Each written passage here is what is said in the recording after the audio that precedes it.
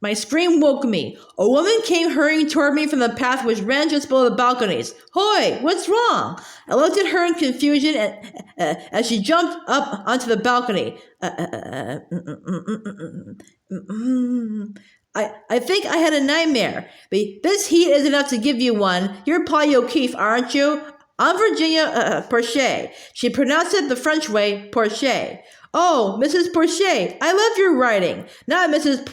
Porcher, Virginia, or V, as most people call me. We're all on a first-name basis here. You'll understand why when you hear the last names of some of the delegates, but make me understand why most people pronounce my last name as though it were the back porch.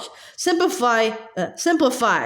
And I understand you prefer being called Polly to polyhymnia. I smiled at her. Wouldn't you? I think you could probably carry polyhymnia, but I sympathize. Polly, Chris tells me you'll be helping me with a writing workshop among your many other chores. Yes, anything I can do to help, anything at all. I expect there'll be a good deal. I hope this heat breaks. It's not at all seasonable. It's usually pleasantly warm during the day and cool at night, but by late September. Weather all over the world seems to be changing drastically. Why don't you come along to my room? Since I'm a workshop leader, I have the privilege of a room to myself. Chris will have a folder for you at the staff meeting, but I thought you might like a preview of the schedule. She was chatting away, giving me time to wake up, to move out of the horror of the nightmare.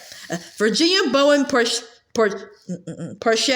one of my favorite writers, who wrote novels about people who were flawed but with whom you could identify, dealing with all aspects of the human being, the dark as well as the light, but never leaving you in a pit of despair. And in the simplest possible words and images, she wrote poems which seemed almost light on the surface, and then, when you backed away from them, the fact that they were neither light nor simple kicked you in the teeth. Max compared Porcher's work to Mozart. When I told Miss Ilofsky that Virginia Porcher was leading a workshop, that in itself was enough to get Miss Ilofsky to urge the principal to let me take the month away from school. And here,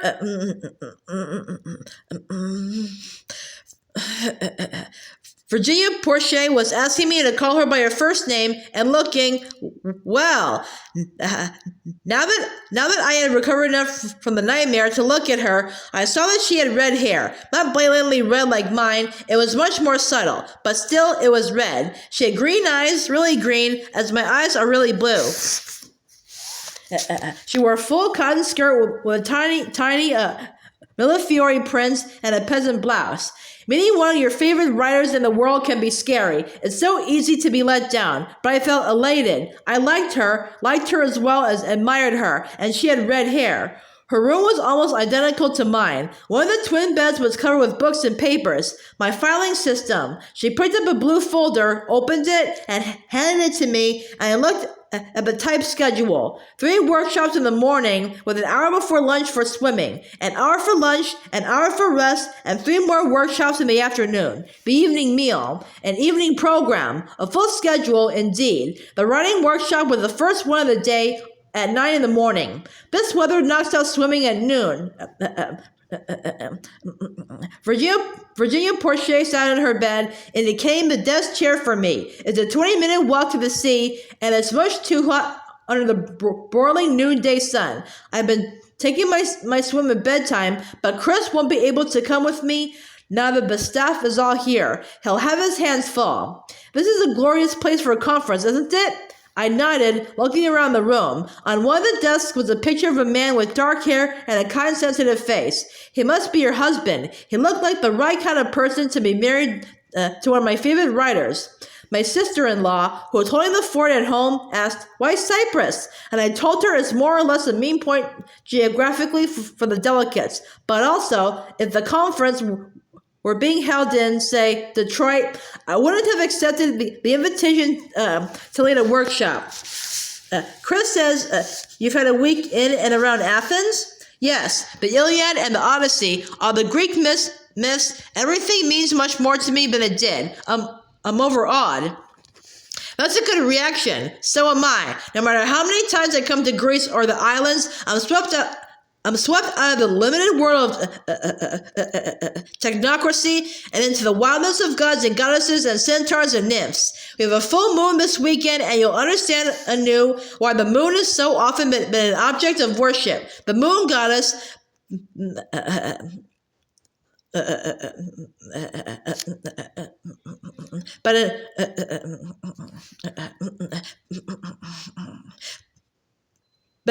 beneficent while she is waxing, harsh while she is waning. Astarte fascinates me. She was a Syrian goddess, but her worship spread to Greece. Aphrodite is, I guess, her Greek counterpart, though she isn't as much associated with the moon. So, how is Ursula Heschel? That startled me. Fine, I guess. You know her? One of her more remarkable miracles. I had an aneurysm which would have been inoperable before microsurgery, and even with all science now knows, it was a risky business. It was a long surgical procedure and a very long recovery, and Ursula and I became friends. And then, of course, I met Max. And through Urs and Max, I met Chris Ghost while he was in New York. A conference like this tends to be very small worldly. You're here because of Max, aren't you? Yes. Beneficent while waxing, harsh while waning. How old are you? Nearly 17. I'm a slow developer. Virginia Porche stretched out long suntanned legs, wriggling her toes under the sandal straps. I was too. Still am. Some people say that we slow developers end up going further than the quick flowering ones. I nodded. I hoped she was right. Are you interested in writing? I don't think so. I enjoy it, but I'm not passionate about it. I like acting really a lot, but I know it's an awfully chancy field. What I'm best at is languages, but I don't want to be a teacher, and I don't think I want to be a simultaneous translator at the UN because I'm an island girl. Manhattan's an island. Oh, I guess I mean small islands with low density population. She laughed, a nice warm laugh, not at all at me. You still have time. Sometimes it's not an advantage to have too many talents. She reached down and scratched a bite on her leg. Watch out for the bugs here. They're not bad during the day, but they're monstrous at night, and they love American blood. I'm pretty used to bugs, I said, but it's the islands off South Carolina, so I'm used to heat too. You'll find, she nodded, when the delegates arrive that you'll be spending these next weeks with people who have experienced a great deal of life under conditions where personal freedom as we know it is hardly even a dream. When I fuss because the bath water here is tepid, it chastises me when I remember that some of the delegates don't even have indoor plumbing. This dormitory building is going to seem wildly luxurious to most of them. She stood up. I've got work to do now before we meet at 5. By the way, a word of warning. I paused by the door. The tap water here is quite saline, and you won't be able to drink much of it. And this heat that clamped down on us today isn't supposed to let up for a while. There's a little shop outside the monastery gates and up a hill where you can buy sodas. And if you have any other questions, trivial or cosmic, don't hesitate to ask me. Thanks, I said, still feeling too shy about calling Virginia Bowen Porche by her first name, so call her anything. Thanks a lot. I took the master key and made up the beds in 3 more rooms. Even though I opened the windows, I was still streaming with sweat, so I went back to my room and sat at the desk to record meeting Virginia Bowen Porche in my journal for Miss Zalowski. For Miss Zalowski, Max. Even though Max would never read it, the journal was also for Max. Because of Max's insight into someone she never even met, I was able to see Miss Zalowski as someone who hadn't many breaks in life, someone who'd wanted a family and children and instead lived alone. Or, as I found out when Max prodded me, not alone but with an elderly father she supported and cared for. She was intelligent, and she probably had been a good college English teacher, but here she was, stuck in Coopertown because of her father, teaching a lot of kids who weren't particularly interested in all she had to give. I hadn't been until Max opened my eyes. I'd been as bad as the rest. Here in Osceola, I was on my own, making up my own mind about the people I was meeting, and learning that making up my own mind, just me, Polly, wasn't even possible. As I tried to describe Virginia Portia to Miss Zalowski, I was seeing not only through my own eyes, but through Max's and through Miss Zalowski's. And that was all right, too, because it gave an added dimension to what I was writing. Left completely to myself, how much would I have noticed beyond the fact that Virginia Portia had red hair? Would I have seen the kindness with which she drew me out of the nightmare? But I didn't write about the nightmare, the laughing cries falling. I described the papers on Virginia Portia's bed and the small typewriter on the desk with a pile of manuscripts beside it. I wished I dared ask her if she was working on a new novel. I told Miss Zalowski she probably was, and that what struck me most was how natural she was, not a bit of prima donna, but as simple as her own work. As deceptively simple. Noreen Fong-Mar called for me a little before 5 as promised. Okie dokie, time to go. She wore now a long yellow cotton print dress with a Chinese collar, the skirt slit with braid at the sides, and looked far more exotic than when I had first met her. The meeting was in the Golden Stone building by the monastery gates. We gathered in a sizable room on the second floor where Chris was already sitting by a table with Virginia Portia next to him. She smiled at me and patted the chair by hers. V tells me the two of you had a good talk, Chris said. Yes, she showed me the schedule and helped fill me in. She had done far more than that, but I was embarrassed to say she was wonderful. Could I let her be wonderful and human too? Good. On the table by him was a pile of blue folders, and Noreen handed me one. Here you are. One of our delegates is already here. Omio Hino from Baki. There are only 2 days a week when he can fly out, so he will be with us this weekend. I'm not sure where Baki is, I said. Chris answered. It's one of those numerous islands north of Australia. It used to belong to Australia, and there are still many Britishers there as supervisory positions. Omio is in his mid-20s and very talented, Noreen added. His English is considerably better than that of many of the delegates, and he devours books as we send them to him. He works in adult education, not an easy job, and the level of literacy is still very low in Baki. Virginia Portia suggested, perhaps the Australians wanted to keep it low. Educate them and they'll cause trouble?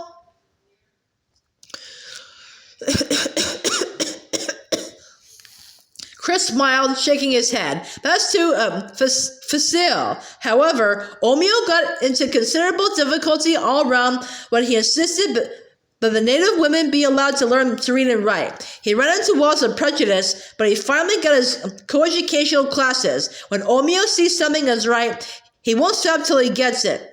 He's quite a lad. He paused as we heard heavy footsteps, and a large, dark-skinned woman came in. Chris and Noreen rose to greet her, and she kissed them both. They came to shake hands with Virginia Portia and me. Chris introduced us. Milka Zenda is our storytelling expert. Millie B is a writing workshop leader. The large woman, wide rather than tall, smiled. Yes, I know Mrs. Portia's work. She spoke with an accent which was partly guttural, partly French. I couldn't place it. We're lucky to have you. Thanks. I'm lucky to be here. NMV plays at home in Cameroon, and the college where I teach, I'm called MA. Milka Zenda said. Chris calls me Millie, and I like that. Millie then, Virginia Portia said. M.A. How ironic. I was glad we were going to call her Millie. I did not need to be reminded of Minerva Allaire. Milka Ada's handclasp was firm and dry, despite the heat. When she sat down, the chair creaked under her, but she exuded calming comfort. She wore a loose cotton shirt and space shoes. Polly is going to help V in her workshop, Chris said. Be with Noreen in the office and do all kinds of odd jobs. If you need special errands, errands run. That's one of the things Polly is here for. I'm not much for running myself. Millie bathed me with her smile, which was not a quick flash but a slow spreading of appreciation. I decided that I'd be happy to run anywhere for Milka Ada's Zenda, and that I would like to be young enough to climb in her lap. The fact that she came from Cameroon explained her accent. Cameroon used to be French. I liked her voice, which had deep quality to it, like the night sky at home at Benesib when it is warm and the stars are blurred. We heard more feet on the stairs, and two people came into the room. One was a woman, black, though a darker, more purpley black than Millie, and tall, much taller than I am. She wore a loose robe of brown with a pattern in rust and black, and a turban, which made her seem even taller than she was, and she looked formidable.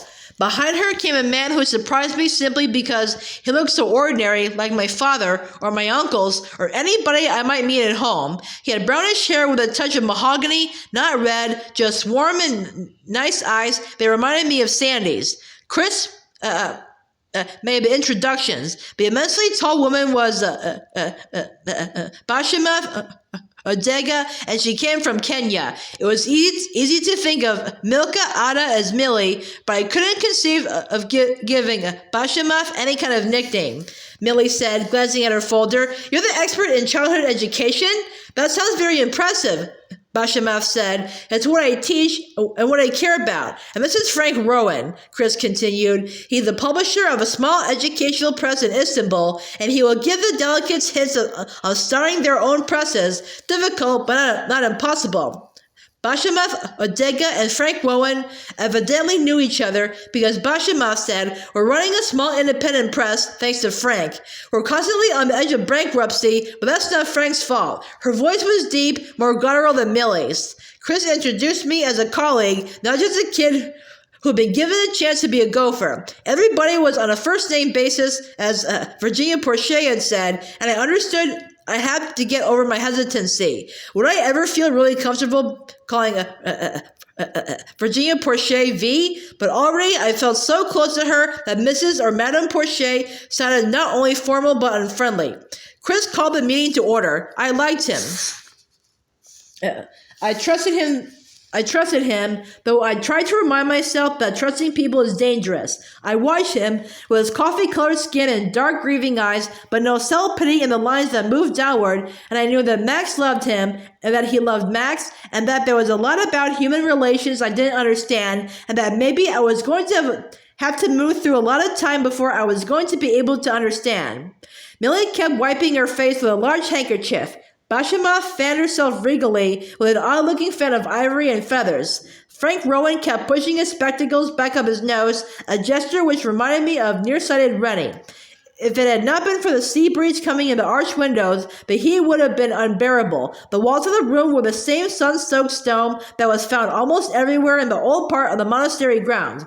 Chris discussed the schedule and explained that he would like us all to be at all the workshops to encourage and support the delegates. Your presence is important to the morale of the group. They smiled and told us that it was nearly time for supper and that there would be fresh lemonade in the cloister while we waited for the meal. Noreen whispered to me, wait just a minute, Polly. I'd like to take you down to the office and show you how to use the Memeo machine. Vi and Bashimaf both have some things they'd like you to run off. Chris and Millie went out together, followed by Virginia Porcher. Bashimaf turned to Frank, and I heard her mother in a dark whisper, if Chris throws one of his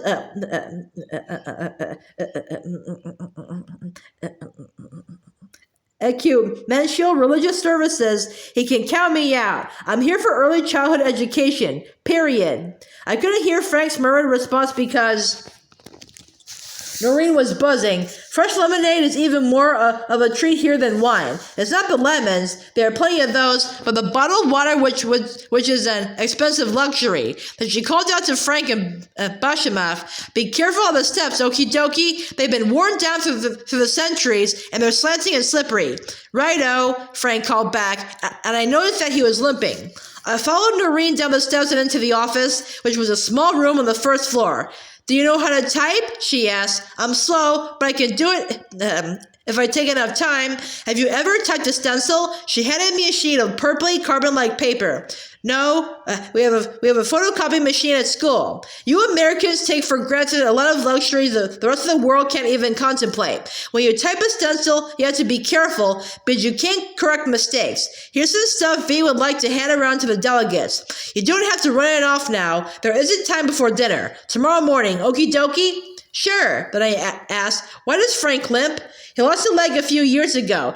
He and his wife were taking their children to the United States so they could go to high school there, and as they were driving to New York to fly back to Turkey, they were in a terrible automobile accident, and his wife was killed, and Frank lost a leg. How awful! Funny games fate plays, Noreen said. Frank spent most of his life in the tinderbox of the Middle East, but tragedy hits him when it's least expected, in the safe United States. His children are in college now. Bale just graduates next year. So Frank was probably a little older than my parents, but I'm not good about chronology.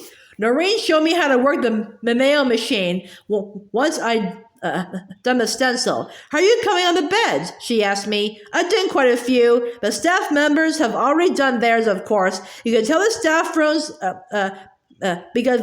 because the names are on the doors. She pulled a tissue from a box on her desk and wiped her forehead. Lemonade? I'm ready, I said. I was parched. I followed her out of the hot box of the office. Across the compound, a breeze was blowing from the sea. In the cloister, a table was covered with a blue and white cloth.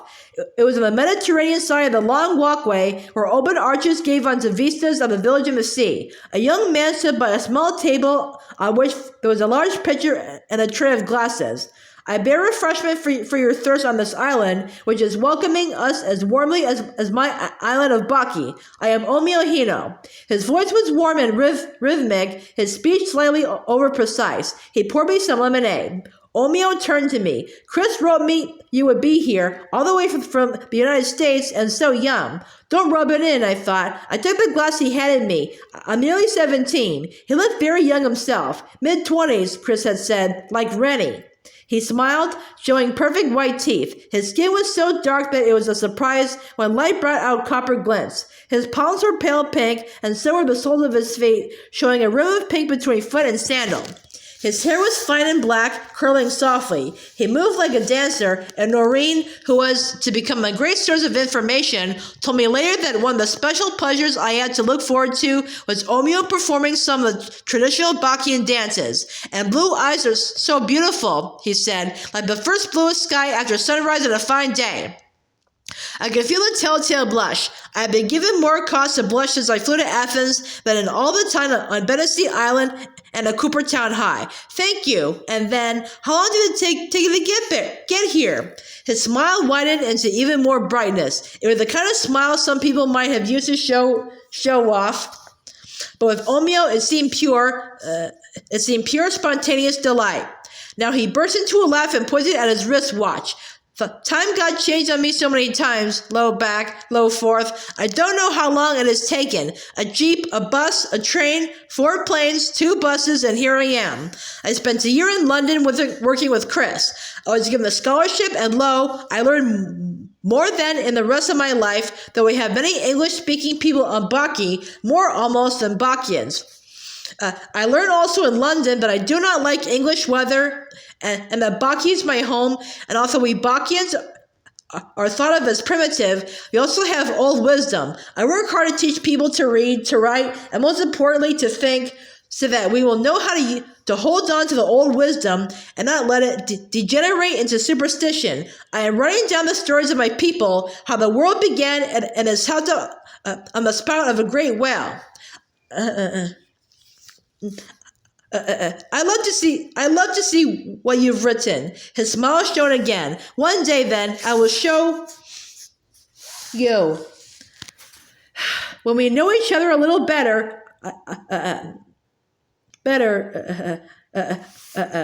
thought the one day meant. Chris called us to the table and we stood around and holding hands the way we do at home. Holding hands around the table is the best way to keep the little kids quiet, but there's more to it than that. And I liked holding Virginia Porche's hand on my right, Omio's on my left. Chris suggested, Suriname? I did not know what he meant, and evidently neither did Virginia Porche, but the others lifted up their voices to sing it in beautiful harmony. Receive our thanks for night and day, for food and shelter, rest and play. Be here our guest and with us stay. Suriname, Suriname, Suriname. It was beautiful.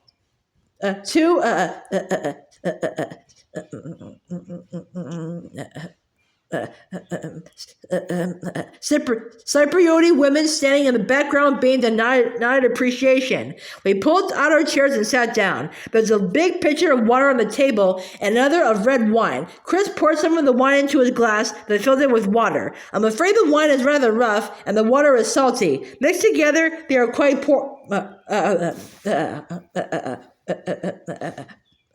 potable. He took out a large white handkerchief and patted his brow, although it did not look hot.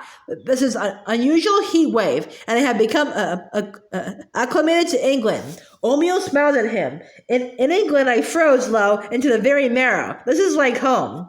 Noreen passed around a basket of bread. You may find this a little sour, but it is baked fresh every day and is very good. They do not serve butter except at breakfast. Okie dokie? She indicated 2 small dishes. This bread is made from olives and this from cucumber. Very good in the bread. She nodded at me, and I helped myself and passed the dishes to Virginia Porche. V. I would have to start thinking of her as V. A platter of what looked like onion rings was passed around. It is octopus, Noreen explained. It is a little rubbery, but quite tasty. One of the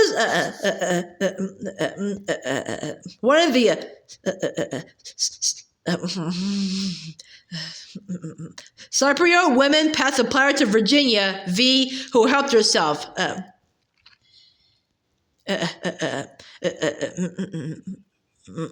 Efaristo, Tulia. Fortunately, I eat octopus before, though not at home. I watched Millie take a tentative taste and try not to make a grimace. Frank Rowan, living in Istanbul, was obviously used to it and helped himself lavishly. Bashimov took a middle-sized helping and looked gravely at me. Why should eating octopus be worse than eating shrimp or any kind of fish? As I ate mine, I thought of Ursula and Danny and Dennis and their mutual interest in the octopus because of its nervous system. The sour bread was good, and so was the bowl of salad Tulia brought us. I drank half a glass of mixed wine and water. For dessert, we had fruit. This is simple, typical.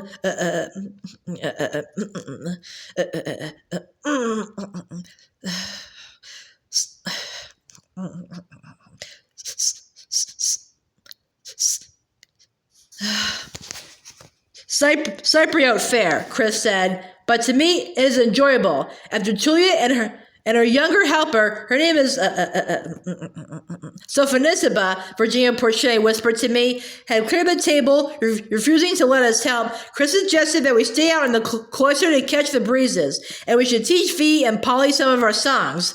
We will do a lot of singing together, and many of the delegates will look to you to help them with songs they are not familiar with. Saranam, Omeo said, and turned a smile on me.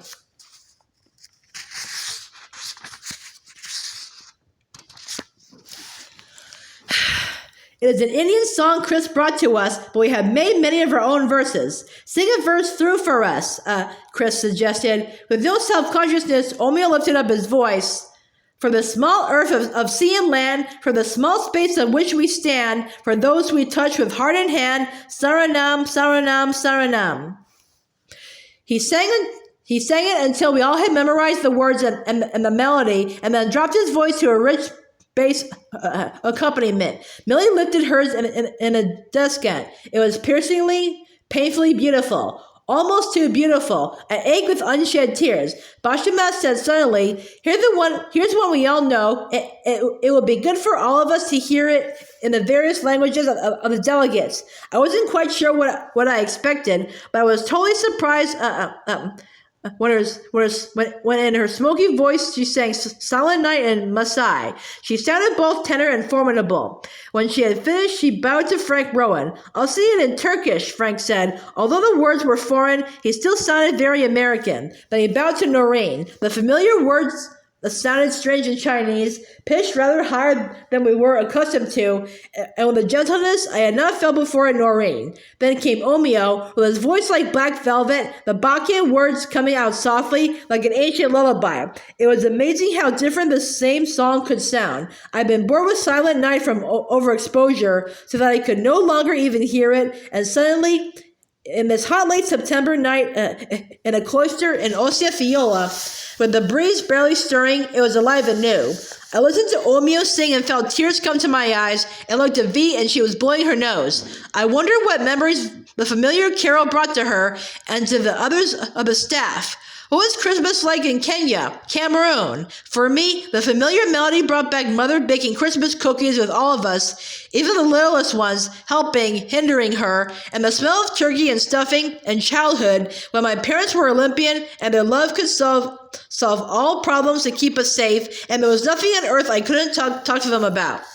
I looked around the circle of people. Faces were unguarded, and when I saw Millie put her hands over her face, I turned away quickly, feeling that I was violating her privacy, and my glance fell on Frank Rowan, and his eyes were bright with tears, and I turned away again, wondering if he was remembering Christmas when his children were little and his wife was alive. I looked at Noreen, who sat with her hands tightly clenched in her lap, her eyes closed, no longer the efficient leader, but a woman with her own memories, her own griefs. I had not lived long enough to have learned the coming to terms with life, which I felt from these people, but I thought of New Year's Eve at Beaulieu, when everyone had been as shining and beautiful as the Christmas tree, and we had sung carols and played charades, and champagne was sparkling and didn't hurt anyone, but now I hurt, and I couldn't get out on the other side of that hurt. V said, and it was Silent Night that was helping me to think of her as V. And was a Silent Night that was helping me to think of her as V. Polly, can you sing it in German?